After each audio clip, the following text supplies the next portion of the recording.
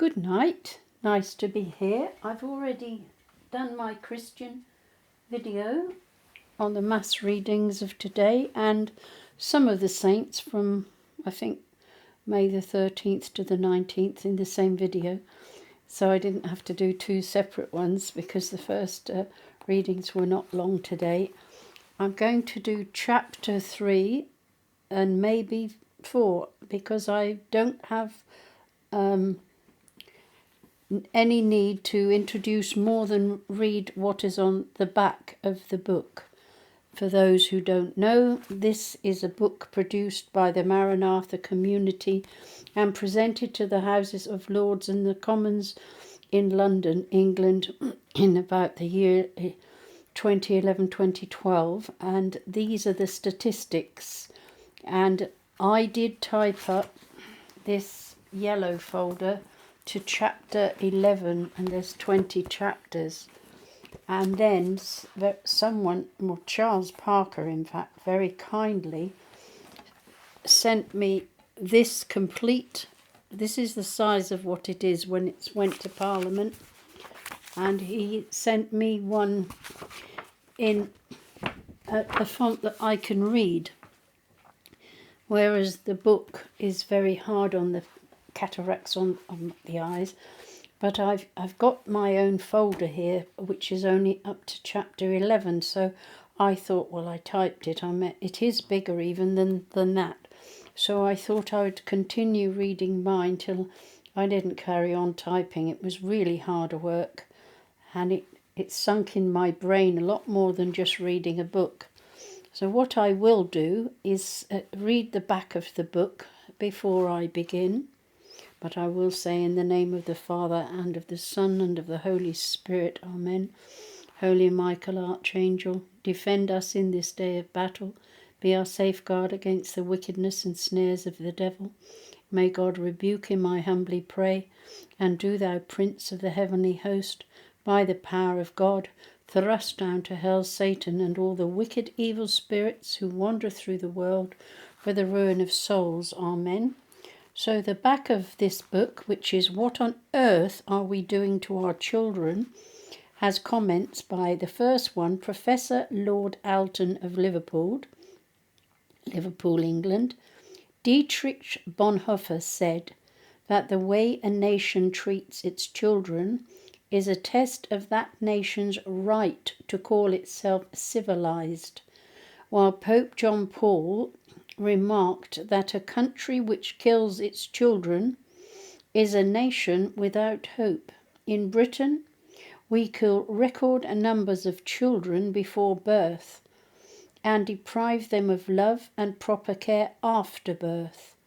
Too many children are robbed of their childhood and face lives of abuse, neglect, abandonment, and despair.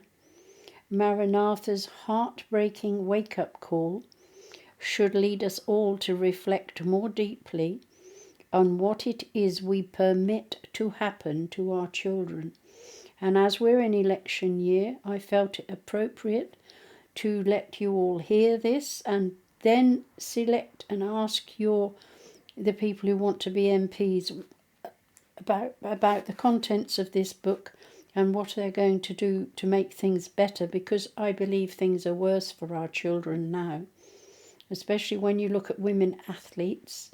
Their athletic progress is being diluted by men who claim to be women, and they're biologically men, are beating them in every field because they're men. That's another issue. That's not in the book. This is a timely but very disturbing book. This is the words of Reverend Dr. Peter Forster, Bishop of Chester, when this was published. It's a very disturbing book. It should be read by all parents, all those that care, and all who have any responsibility for the care of our children. When will our society wake up to the consequences of the neglect of our children, which this book describes with all too graphic honesty? The next comment is from Jim Dobbin MP. He's probably retired by now. if he's still on this life. The big question, what on earth are we doing to our children, provides a thorough and finely researched body of work that draws attention to the serious and disturbing struggle experienced by children today. If we allow one child to experience fear or pain that could have been avoided, then we have forgotten what is important. This book provides a platform for dialogue and change with the protection and care of children at its heart. Jim Dobbin, MP. The Right Reverend Terence Brain, Bishop of Salford. This is a harrowing read, almost overwhelming, that in so many ways children are so vulnerable, and that this is happening around us, and we do not realize it. Our cultural lethargy will be the death of us. Where to begin? The Christian is taught to begin with prayer and penance.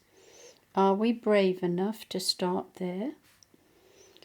The Fiona Bruce MP said this is strong stuff, but it needs to be if it is to be heard. We still have not woken up to the damage our children are suffering as the result of our flawed priorities. Let us hope that the powerful message of this book results in action, especially by parliamentarians, MPs, who you're going to vote this year. No better time can be lost. The price being paid by our children is too high. And Andy Hawthorne, OBE, from the Message Trust, wrote, Dennis Wrigley, rest in peace, the founder and leader of Maranatha.org, with other people like Monsignor Michael Buckley. Dennis Wrigley and the Maranatha Community have consistently brought a powerful prophetic voice, and this booklet is required reading for anybody who truly cares about the future of our nation. So I'm now continuing with no other comments. I'm going to begin at chapter 3. I finished at chapter 2. And the heading, Denied the Right to be Born. 800,000 children were aborted worldwide in 2008. Those facts are from the Guttmacher Institute 2012. In Europe, 30% of pregnancies end in abortion. Bear in mind, this was 2011-2012. It's greater now. Guttmacher Institute 2012. There is an abortion every 11 seconds in Europe, equating to 2.9 million every year. The Institute for Family Policy is 2010. In England and Wales, nearly half of conceptions in girls under the age of 18 end in abortion. Between 2000 and 2007, a total of 15 girls aged 10 and 39 girls aged 11 have become pregnant. Daily Telegraph, 8th of February 2010.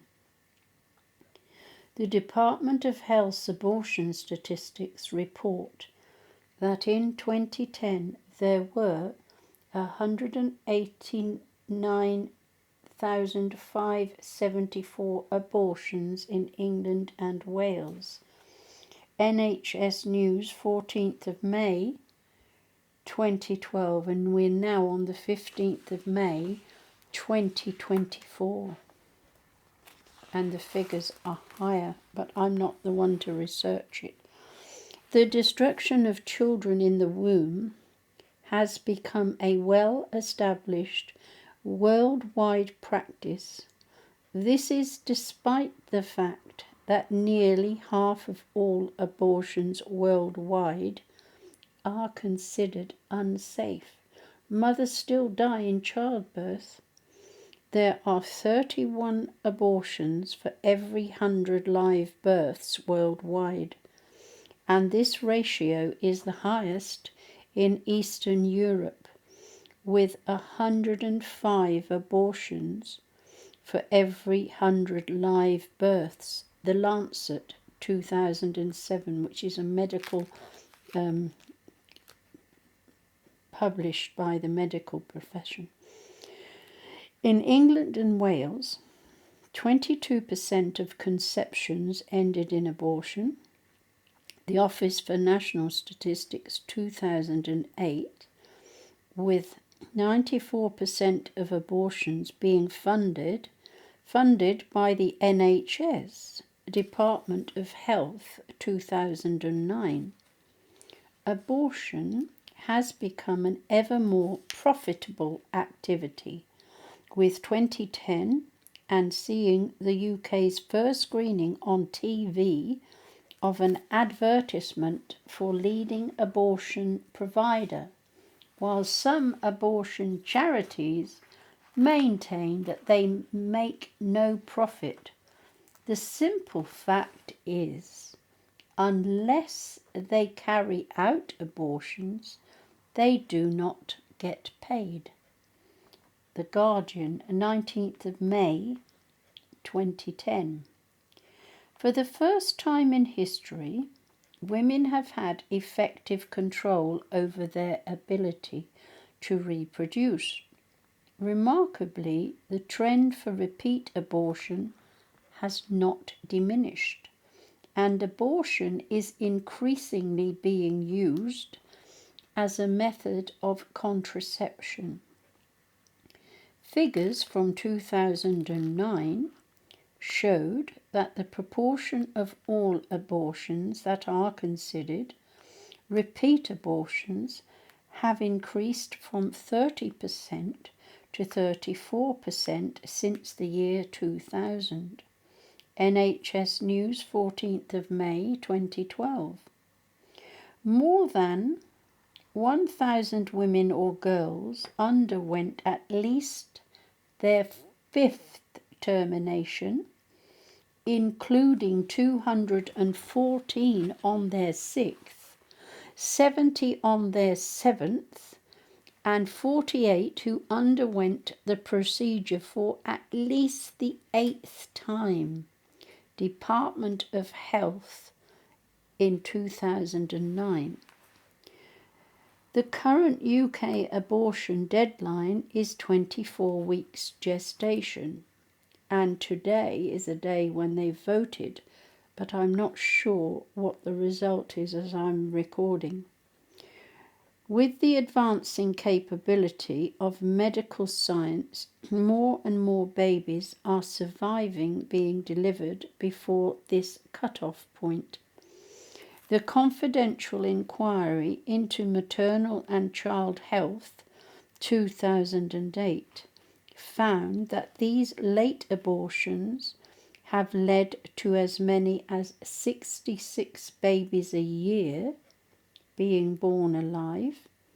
We have a dilemma of the contradiction of a baby being delivered prematurely at 22 weeks, receiving maximum life support in one hospital room, whilst in the same hospital, babies of a similar gestation are aborted and dying. One of the largest studies of its type found that women who have undergone an abortion experienced an 81% increased risk of mental health issues. Their results revealed a moderate to highly increased risk of mental health problems after abortion. The British Journal of Psychiatry 2011, 199, 180 and 186. There is also mounting evidence that the unborn child feels pain. and has a memory operating from a very early stage. Large-scale termination of pregnancy is unnatural. The womb should be a place of safety, security, and nurture. It has become one of the most dangerous places for a child to be. The consequence is a significant reduction in the UK birth rate and serious questions about how a diminished future workforce can sustain a longer living, larger elderly population. That is the end of chapter 3. We're now going to begin chapter 4, and the heading is Deprived of Opportunity. Worldwide, 218 million children, 1 in 7, are working. 14% of all children aged 5 to 7 years are child labourers. Stop Child Labour, 30th of March 2011. In sub-Saharan Africa, around 1 in 3 children are engaged in child labour, representing 69 child labourers, representing 69 million children. UNICEF, February 2011. Every year, 22,000 children die in work-related accidents. And International Labour Organization, 2005.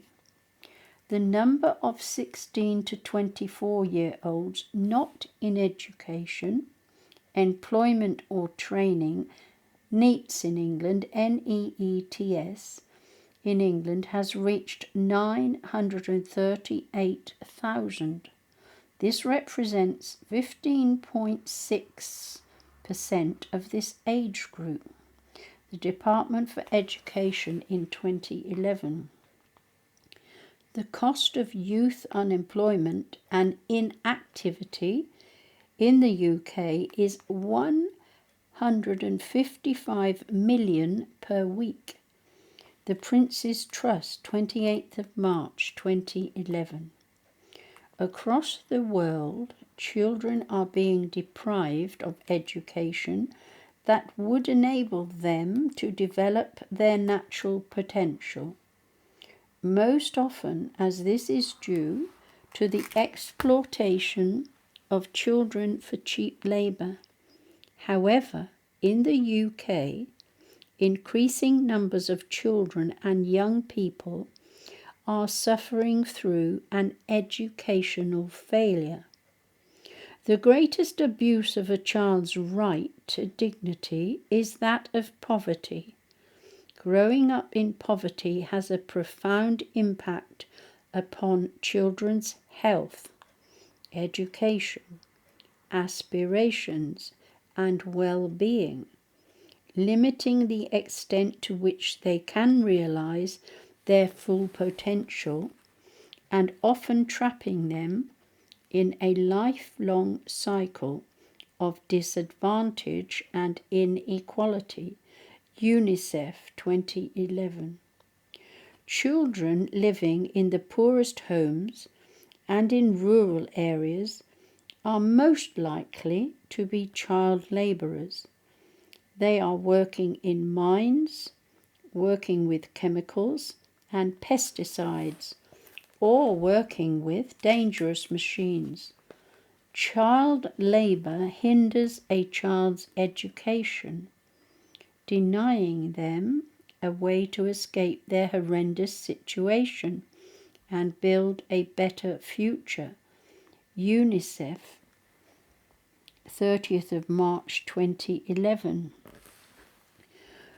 Today, throughout the world, around 215 million children work, many full-time.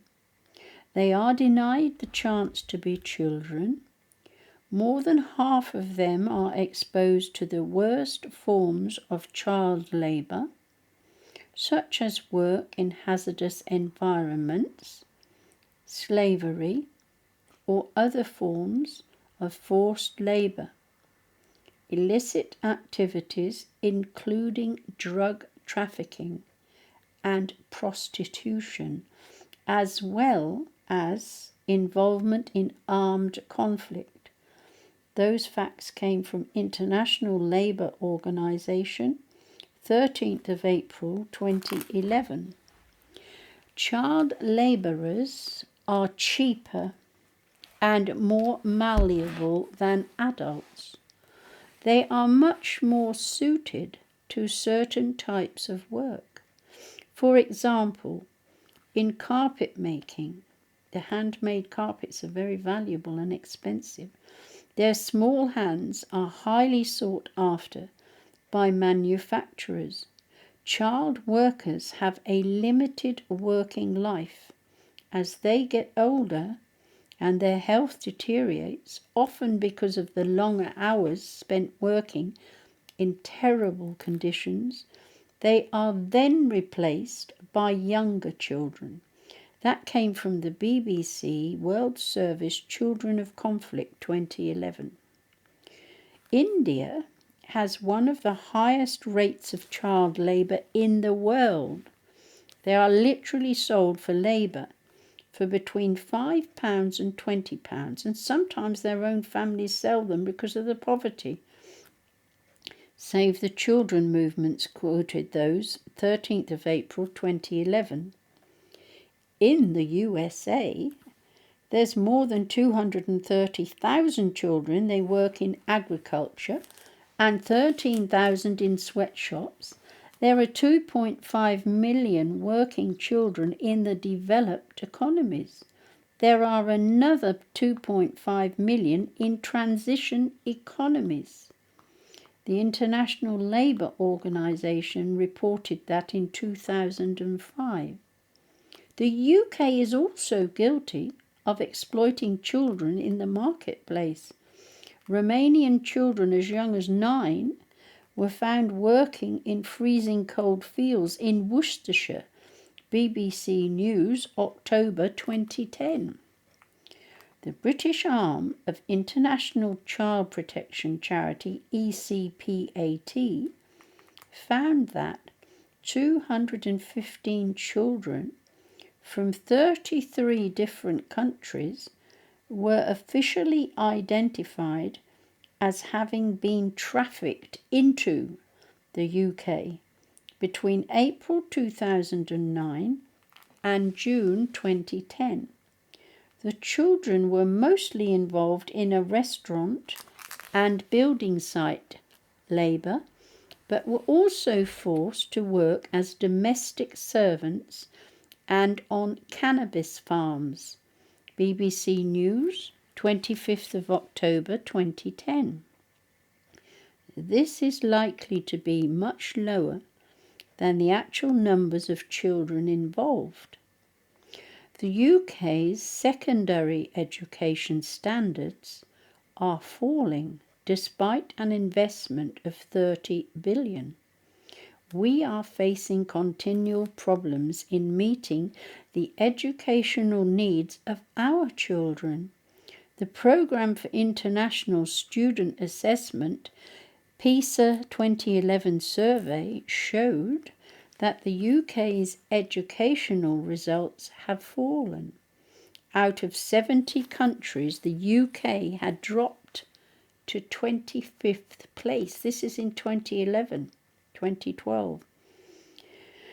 In reading, we dropped that much. 3 years ago, we came 17th. We are now on a par with Hungary and below Japan, USA, France and Germany. Our educational system is worse with our children than those countries. 1 in 4 11-year-olds is leaving primary school without a proper grasp of the 3 R's. The government league tables show that 112 1,600 pupils failed to reach the minimum standard in English and maths. Excuse me a moment, sorry. Oh, sorry. Better have a sip of drink, I think.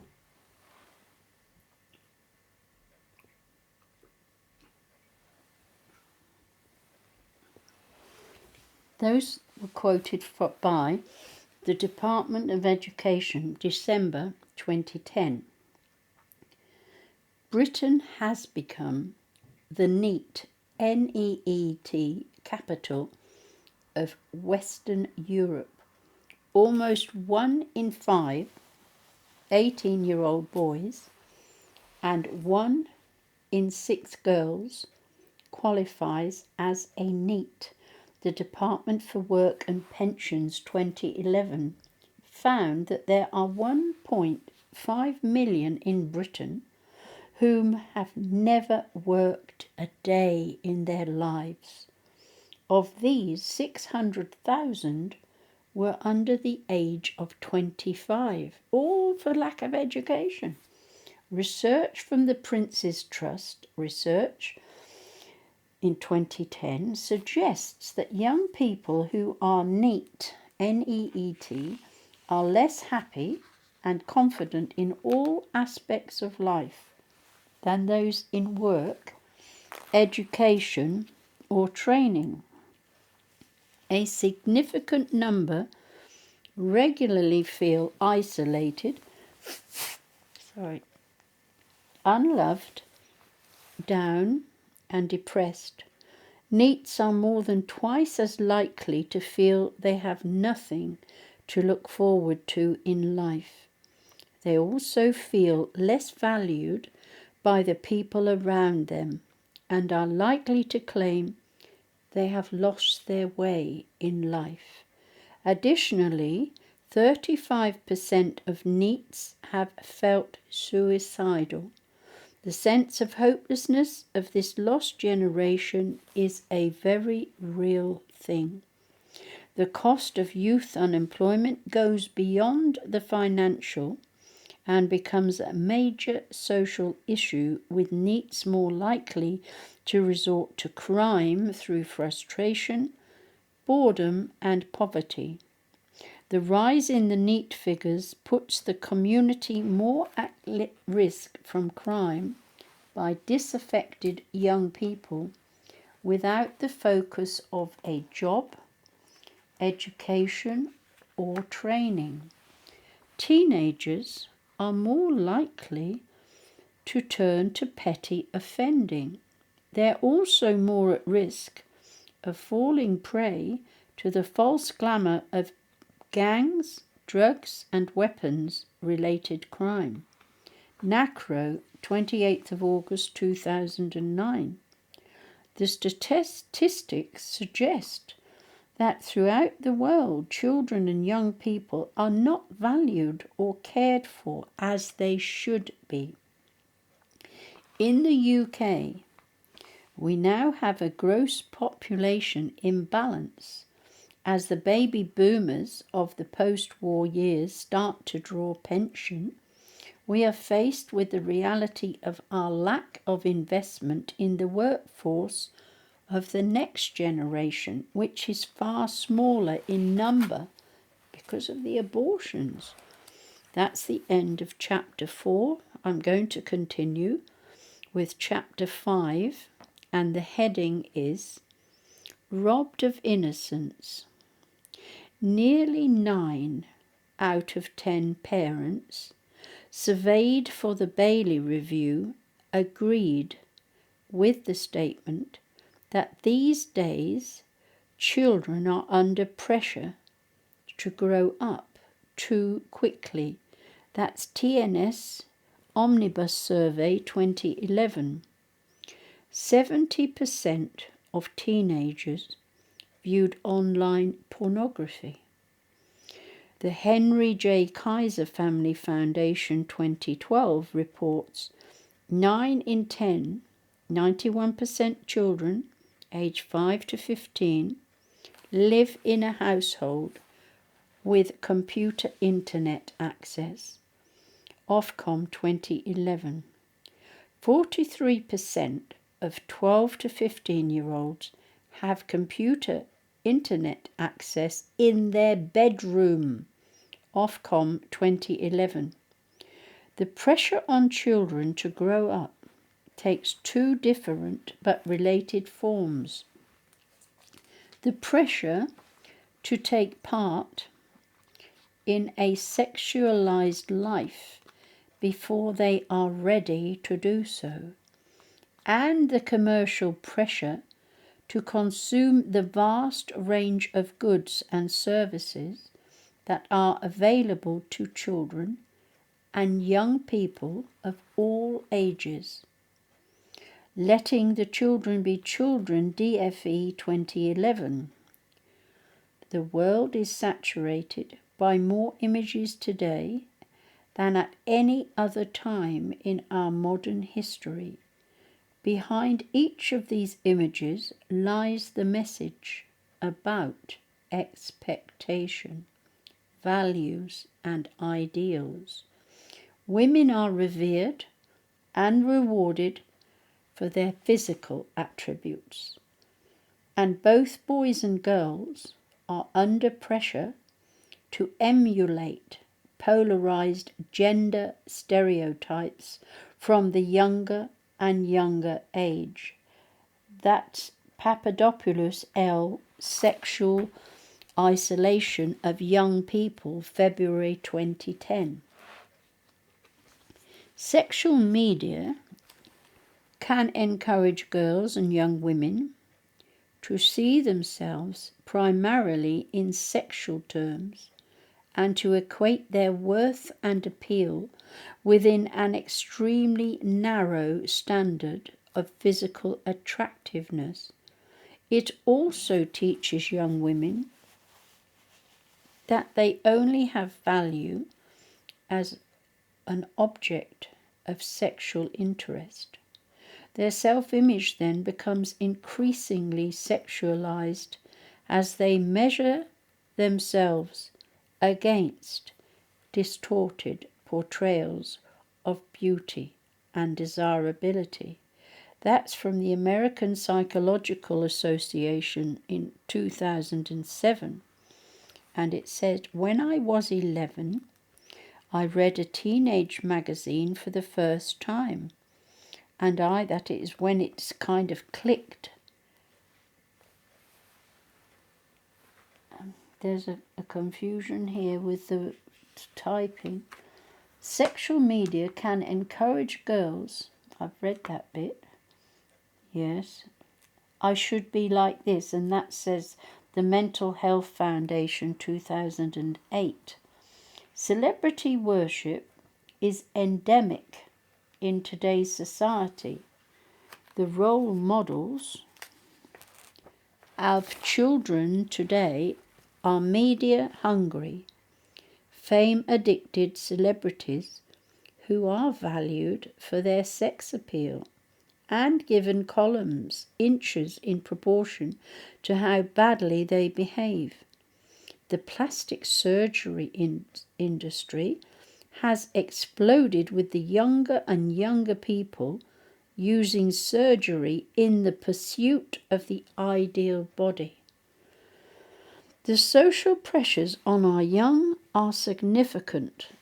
The eating disorder charity BEAT has estimated that there are 1.6 million people in the UK with eating disorders, with children showing symptoms as young as 6. Disturbingly, young people are reporting that they get much of their sex and relationships education from pornography.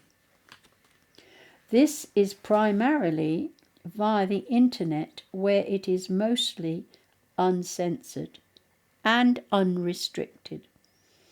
Internet access is no longer restricted to a computer. Mobile phones and other multimedia devices provide constant and often unmonitored access to the internet. Family Planning Association gave that report in the 3rd of May 2011 and the following. Sexual abuse is now recognised as being all too common in our society today. While most people associate sexual abuse with incest and child molestation, there are other, more subtle, unrecognised forms which have a very negative and long-term psychological effects. The exposure of children to pornography and adult sexual behaviour is also abuse. California State University, 28th of March 2011. Most internet porn is viewed unintentionally. 38% of children have seen a pornographic pop-up advert whilst doing something else. 36% have accidentally found themselves on a porn site when looking for something else. 25% have received pornographic junk mail. 1/3 of 9 to 19-year-olds internet users have received unwanted sexual comments online or by text message. Only 7% of parents are aware that their child has received sexual comments online. That's UK Children Go Online Project 2005. Dr. William Struthers, Associate Professor of Psychology, Wheaton College, told a meeting in the House of Commons that 12 to 18-year-olds in the US and UK were rampantly accessing internet pornography and that teenagers are frequently emailing sexually explicit material to each other. This behaviour is not restricted to boys. Dr. Struthers stated that 67% of men and 49% of women see pornography as an acceptable outlet for sexuality. That's from magazines or some group, Christianity Today, 24th of May 2012. The sexualization of our children is promoted by marketeers using sexual imagery for children's products. Playboy bunny logos appear on children's stationery. Padded bras, thongs and high-heeled shoes are being sold for children as young as 8. Such blurring suggests that it is acceptable to impose adult sexual themes onto children and potentially relate to children as sexual objects. And that's from Papadopoulos L. Sexualization of Young People, February 2010. Pornography encourages sexual activity without responsibility. It encourages children to become sexually active at a younger age, thus endangering their health.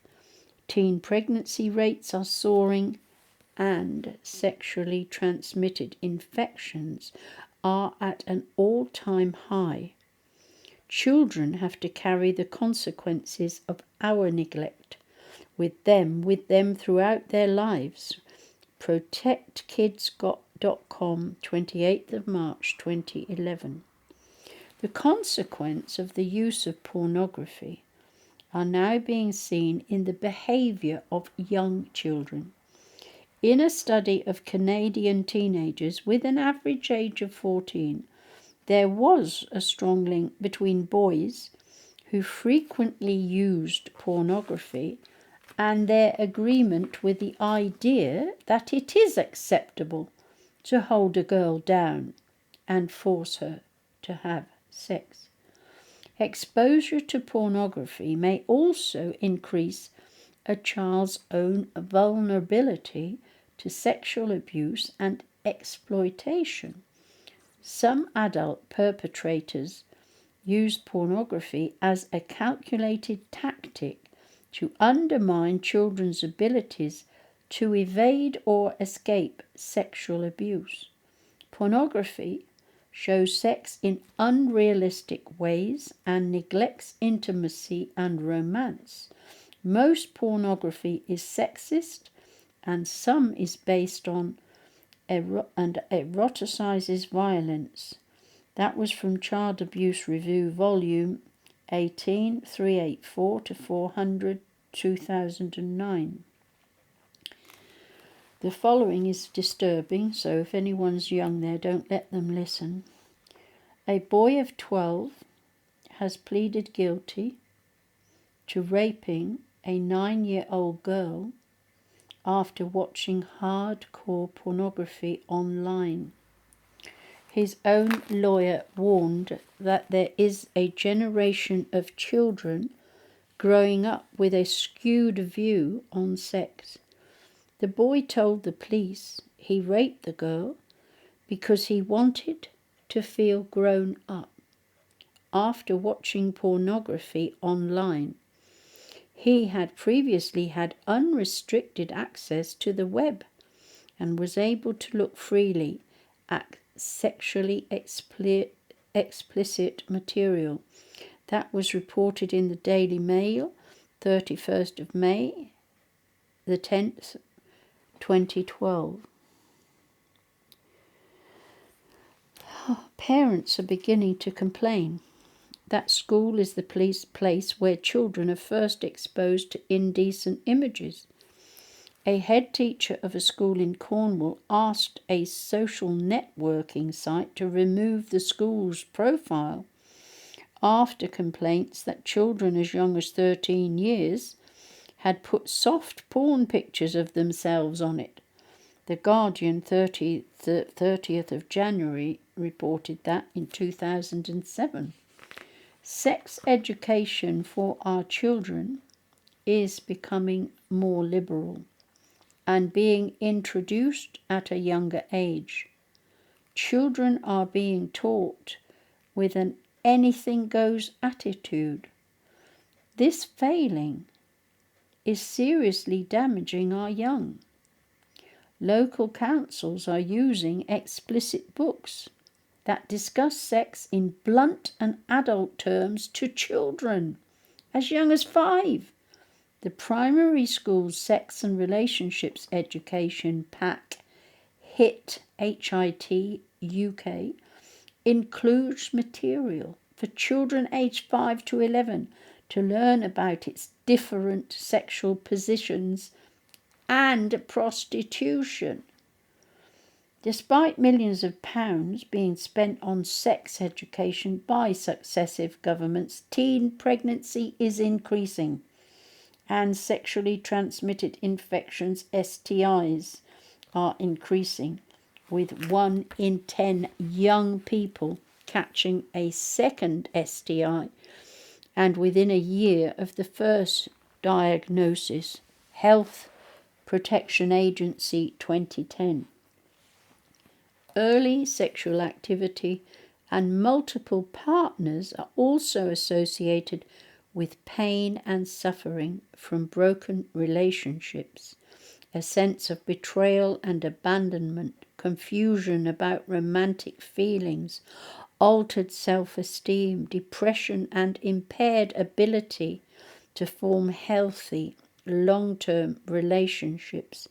And that's reported in Malhotra S. Impact of the Sexual Revolution, Journal of American Physicians and Surgeons, 2008, 1382 to 87. To rob our children of their innocence, to force them to grow up before their time, and to make them vulnerable to the evils in society is surely one of the greatest crimes we can commit. Is this the legacy we want to leave behind? Several recent reports have identified these dangerous trends and have made recommendations to government. It is vital that these are carried through. And these are the words of myself, the reader, Janet M. Walmsley-Heron, personal comments. And I've written this, and I'm reading it as my own words. It's not part of the document.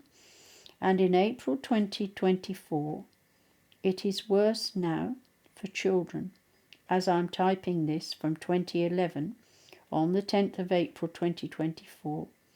My little grandson Abraham is 9 today, and his mum and his auntie, Ragda, who were born in Palestine, Gaza, say the lifestyle before this current war would be nothing like what I'm reading from this book. It would not happen there. That's in Palestine. This, what I'm reading, would never occur in their country. They left there, and I've known them and adopted them since 2009. So it's a long time I'm with them. So it wouldn't happen there. Some people were poor in that society in Palestine, Gaza, but not immoral, and would not accept this kind of teaching for their children. And the mum of the 2 boys is fighting Camden Council about what they're teaching her little boys. One's 5, just now in March 26th, and the other one, 10th of April, was 9. And they're not accepting it. And since then, they've had in-runs with Ofsted and all sorts, and she's taken them away at that time for homeschooling, but she's now let the boys choose Catholic education in 2 different Catholic schools. They're going to be educated. So because they're not accepting, until they get hit by the government, they're not accepting those kind of teachings. And there may be many more people do that in the future. They don't want their children being taught these things. So I will continue for a bit longer. I'll continue with chapter 6, and the title is Poisoned by an Adult World. Yes, so they're my grandsons, and I have one with my son, Jude, and I don't know what goes on in their school. But I'm sure Catholic schools will continue to try and fight the system that exists.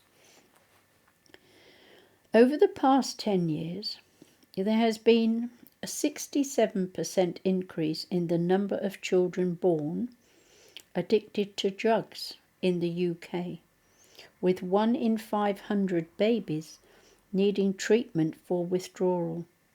That's from the British Association of Perinatal Medicine in 2009. You can imagine what it is now. 15% of children in England report being regular smokers. Cancer Research UK 2011. The estimated cost of hospital treatment for underage drinkers in England is thought to be about 19 million a year. Alcohol Concern 2010. Children in the womb and newborn babies are among the most vulnerable in society. Increasing numbers of children are being exposed to a chemical kosh and environmental pollution from as early as their day of conception. We have become a chemically dependent and careless society, and children are now bearing the physical and mental scars that our adult world has inflicted upon them. Babies born to mothers addicted to drugs or alcohol can suffer severe withdrawal symptoms, including breathing problems and convulsions, and more prone to sudden infant death syndrome. These distressing symptoms can last many weeks, and exposure to drugs in the womb can lead to serious health problems in later life. In just 1 year, a total of 350 babies were born to addicted mothers in Manchester, UK, Fife and Bradford alone. The increase in withdrawing babies is a reflection of the number of women abusing drugs and alcohol. Professor David Field, president of the British Association of Perinatal Medicine, said in the mid-1990s, you rarely saw these babies, but now there is always one on the ward who is withdrawing, and the numbers will grow as the rates of addiction continue to grow. Most women that we see tend to be on heroin or methadone or both. That's the Addiction Today June 2009 report. The long-term health implications and risk of addiction and premature death from drinking at an early age are serious. Alcohol Concern states that alcohol contributes to 5% of deaths in young people, 1.4% more than in the adult population. They go on to say it is a significant problem for the UK. The UK also has the highest rates of teenage alcohol-related injuries in Europe. Underage drinkers drink approximately the equivalent of 6.9 million pints of beer, or 1.7 million bottles of wine each week, with an estimated 630,000 of them 11 to 17-year-olds drinking twice or more per week. That's from Right Time, Right Place 2020. A 3-year-old child has become the youngest person in Britain to be admitted to hospital to be treated for alcohol addiction. The child was given alcohol regularly for at least 6 months before admission to hospital, creating a dependency. This child was one of 13 young children who were diagnosed as alcoholic by the Heart of England NHS Trust between 2008 and 2010.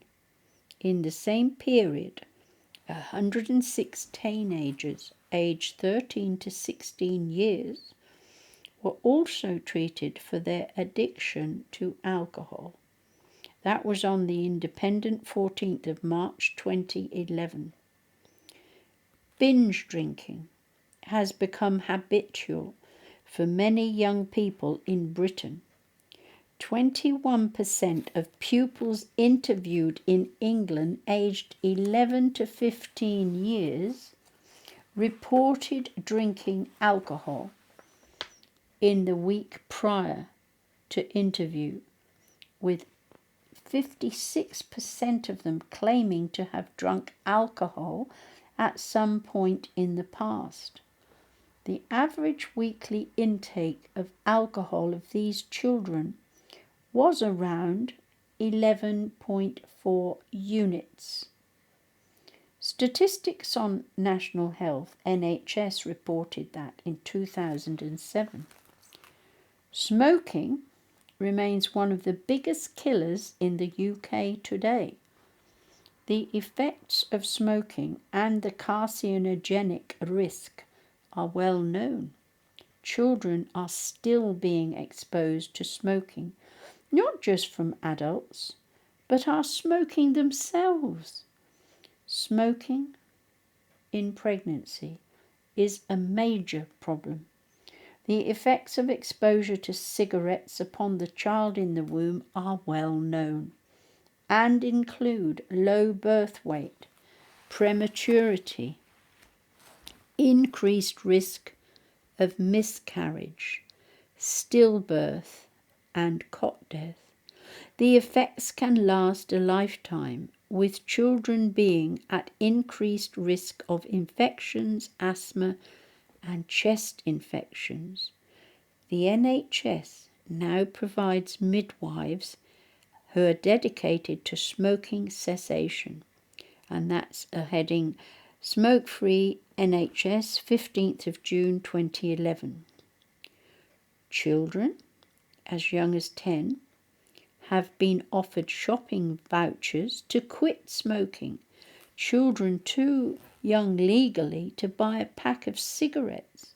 That's from NHS Brighton and Hove Trust, 2009.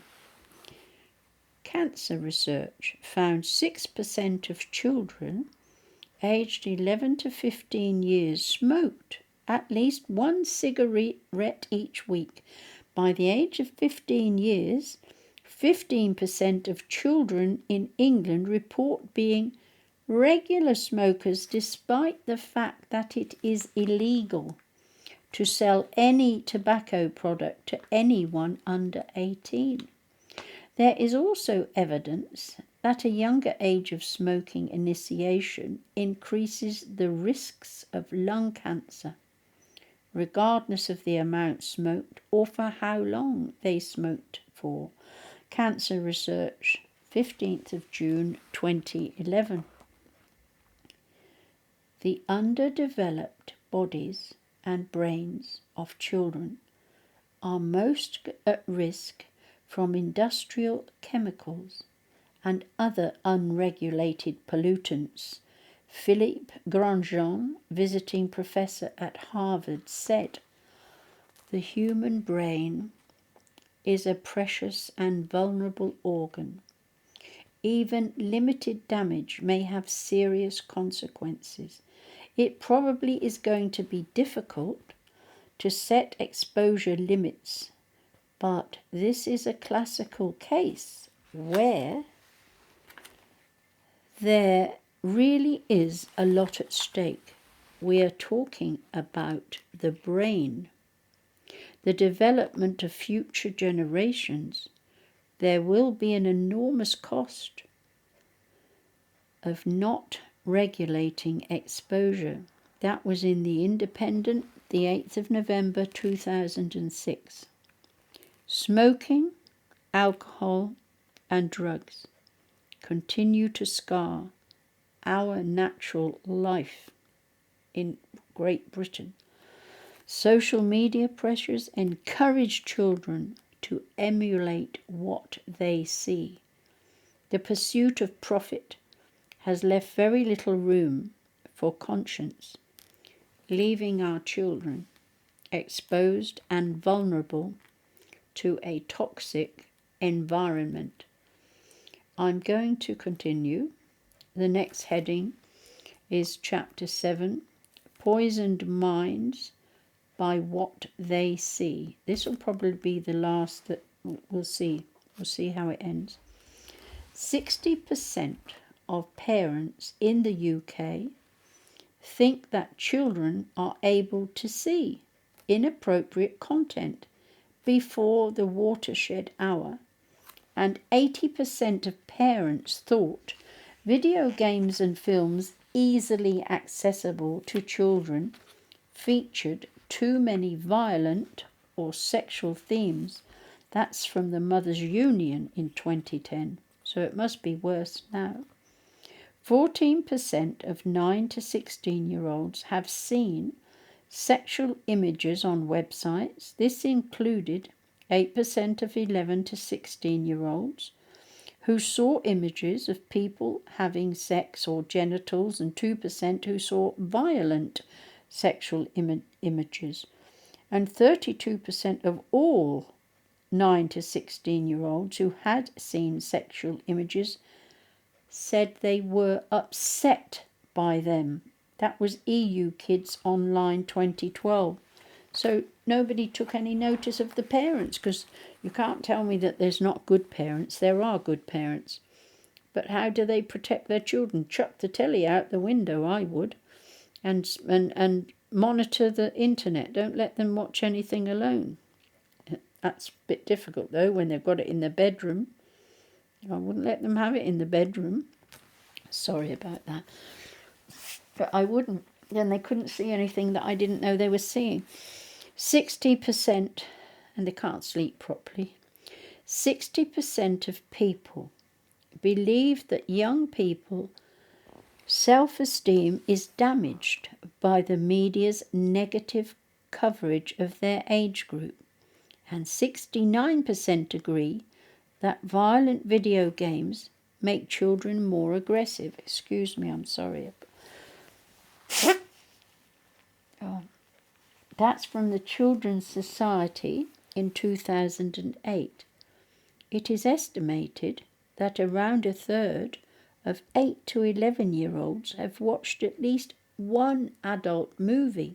So what's an adult movie? But nothing but verging on pornographic, I would imagine, because I don't have a television. I don't watch those sort of things. I wouldn't if I would never want to. But I'm not a prude. I've lived my life and I know what's right and wrong, and all this that I'm reading is very, very distressing. And it's worse now. This is the whole thing, why you've got to know who you're voting for when there's an election. So it is estimated that around a third of 8 to 11-year-olds have watched at least one adult movie. The National Viewers and Listeners Association estimate that children watch more than 1,000 shootings with guns on a television each year. And that's the Times Educational Supplement Online, 1st of July 2011.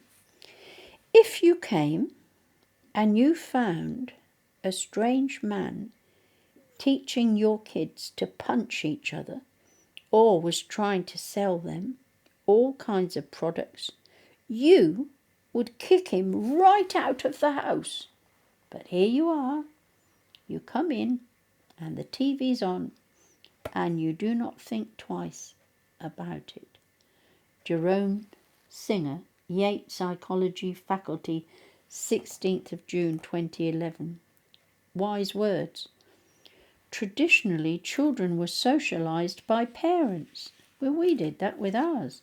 Peers, religious, educational institutions. However, many studies have shown the media, especially television, is playing an increasingly important role in the socialisation of our children today. Media and Communication Studies 2010-6. So by the time the average American child reaches 12, he or she will have witnessed 8,000 murders and 100,000 acts of violence on television. That's in the Constitutional Rights Foundation, 7th of July 2011. And it's just as bad here. The American Academy of Child and Adolescent Psychiatry states that children, due to their violent viewing habits, are becoming immune to the horror of violence, gradually accepting violence as a way to solve problems, imitate the violence they observe on television, and identify with certain characters, victims or victimizers. Fear among children also increases as the amount of television viewing has increased. Media and Communication Studies, Volume 2, that's from July 2010. So the Bailey Review, commissioned by the government, has warned that sexualized imagery is now a mainstream part of children's lives, forming the wallpaper or backdrop to their everyday activities. Mr. Bailey stated that television, from programs such as X Factor, where the 2010 live final received thousands of public complaints about the sexually explicit dance routines by 2 female guest stars, need to improve their standards. But did they? I think not. I think they showed some man at some point in the last 2 or 3 years, I believe it might have been, in his underpants. And they brought him back. And he got voted. I mean, distasteful is not even the right word. So they've been complained about. And they said that pre-watershed viewing 9 p.m. would be suitable for families. But they're not sticking with it. So letting children be children, 2011 reported all this. The so-called watershed has been challenged for many years. Recent pre-watershed has been challenged for many years, and viewing has included a murder, explicit heterosexual and homosexual scenes, underage sex, drug use, intimidation, explicit dancing, all of this, swearing and violence. Both BBC 2008 and ITV 2011 were reprimanded by Ofcom. So Lord knows what's happening now, for broadcasting violent fight scenes in their pre-watershed flagship. Soaps like EastEnders and Emmerdale, both these soaps have a huge young fan base, and look what they allow on it. The BBC reported the case of 2 young brothers, aged 10 and 12 years, who pleaded guilty to a brutal attack on 2 younger boys aged 9 and 11 years. During the attack, the older boy had a sink dropped on his head. One had a noose put around his head, and one was burned with a cigarette on his eyelids and ear. The younger boy had a sharp stick rammed into his arm and cigarettes pushed into the wound. He also tried to ram a stick down his own throat after he was told to go away and kill himself by one of his attackers. They had bricks thrown at them and were repeatedly stamped on. Both boys were seriously injured. The brothers also admitted 2 counts of intentionally causing a child to engage in sexual activity. A relative of the guilty brothers alleged that their mother spiked their food with cannabis to make them sleep. The brothers grew up in a chaotic home, watching horror movies from a young age. The relative said from the age of about 6 or 7, they used to watch horror movies, Chucky films, the sort that grown-ups dare not watch. I don't even know what those films are, to be honest. BBC News, 3rd of September 2009. In 1993, I remember this story, when James Bulger was killed by 2 other children, the nation reacted with shock and horror at what was then an unthinkable offence. Children killing children, knife crime, school shootings, and violent assaults are becoming more commonplace among today's youth than that are offending against other children. Video gaming is a multi-billion-pound industry and has many devoted and addicted followers. As technology has progressed, video games have become incredibly sophisticated and disturbingly realistic. Some games require an online connection, allowing children and teenagers to play with unknown adults who have an interest in role play, fantasy and violence. Many of the most popular video games highlight harmful themes, promote the killing of people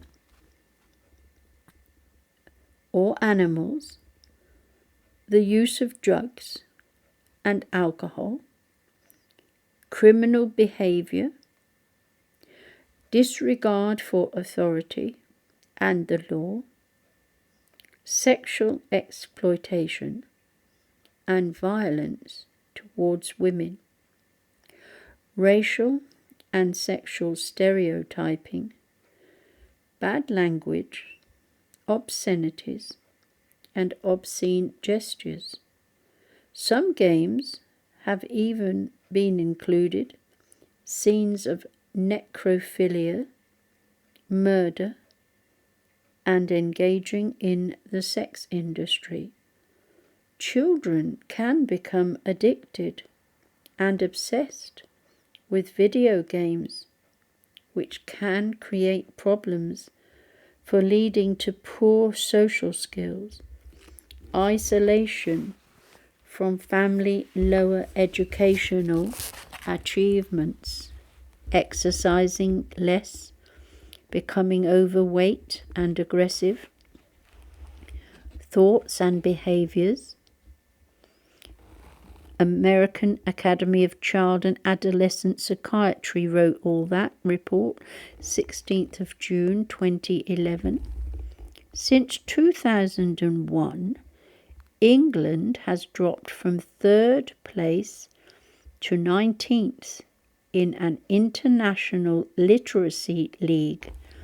Over the same period, there has been a sharp rise in the amount of time children are spending in front of a screen, with 1/3 of 10-year-olds spending 3 hours or more each day playing on computers. The report is from Progress in International Reading and Literacy Study 2007. The fitness levels of British children are falling twice as fast as the global average. Less than 1/3 of all children now play a competitive sport. This is partly due to the fact that they are using their spare time to play computer games, watch TV, or use the internet. And that's the Archives of Disease in Childhood Journal 2009. Whilst children watch television, engage in gaming or go online, they are targeted by aggressive advertisers.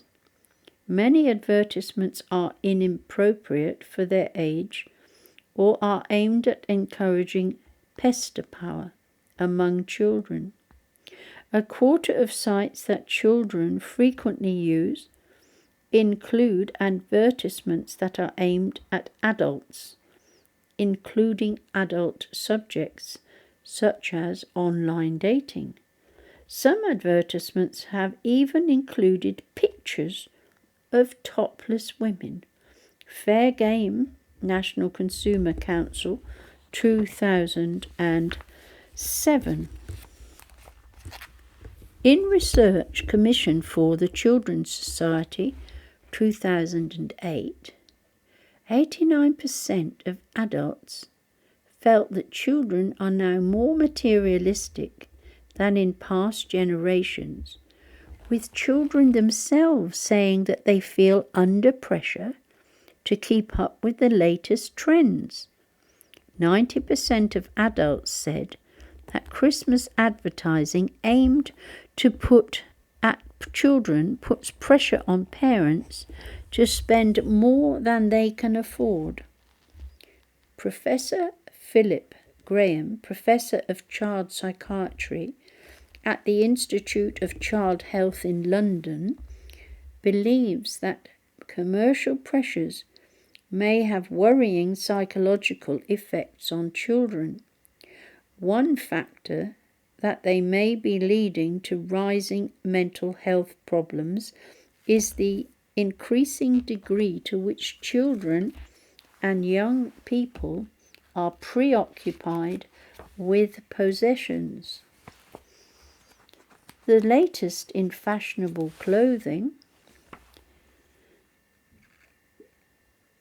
fashionable clothes and electronic equipment, evidence both from the United States and from the UK, suggests that those most influenced by commercial pressure also show higher rates of mental health problems. As adults, we have to take responsibility for the current level of marketing aimed at our children. To blame children for being materialistic in a culture we have created is unjust. We are risking producing a generation who are left frustrated and unfulfilled through chasing an unattainable lifestyle. That was from the Good Childhood Inquiry in 2008. Dr. Rowan Williams, the Archbishop of Canterbury, said children should be encouraged to value themselves for who they are as people rather than what they own. The selling of lifestyles to children creates a culture of material competitiveness and promotes acquisitive individualism at the expense of the principles of community and cooperation. That's from the Children's Society, 2008. So I'm going to end it there. The next chapter will be chapter 8. So we've done a lot this evening. And the next chapter, I've only typed up to chapter 11. So I will be doing that because I'm not going to do any more typing because Charles Parker kindly sent me that document, which is the same as this, but it's in Word and it's not as big as what I've been reading tonight, but I can handle it. But this was helpful because my eyes are a little bit tired. And so the next chapter heading is also about the children. It's Poisoned Minds by What They Read. That's the title. So we'll continue another time. I'm not saying exactly when I'll be doing it because I don't know. But this is enough to stomach. If I was you, I wouldn't watch it all through at the same time. I think I'd freeze it and go back to it and that sort of thing. But it's from chapter 3 to chapter 7. They're all different sizes, as you note. But the quotes in it are from proper reports. Proper reports they're from. And I can only imagine what it's like now. It must be dreadful. So if you've managed to get this far, thank you very much. It's very, very disturbing, but we should pray. We must pray about what we've read and heard here. You can just imagine what the heck it's like now. I wouldn't want to be a parent all over again. I mean, it's very distressing being a parent. I think so. If you want to be brought up as we were brought up, it must be very, very difficult being a parent. I'm going to pray for parents and teachers and anyone who has anything to do with children, and for the children themselves, because they don't know how lovely it was for us. And it was. We had black and white telly. We didn't have all this stuff. I find it very disturbing. Yeah. We'll pray for everybody, and especially the children of the world. God bless you all. Thank you for listening. You have lots of things to pray for. And please join me in that prayer. And for the new MPs that are going to not keep passing these ridiculous laws that affect children even worse than what we've just heard. You know, all this transgender stuff has got to stop. You have to be fully mature, 25 years old. You're fully mature by that age, or you should be. psychologically, mentally, emotionally, sexually, every which way. But for allowing children to choose and do all this stuff, it's a cruelty, it's abuse. God bless and thank you very much. I hope you'll take note of this and take action with the laws, the MPs and people like that. Thank you. Good night. God bless.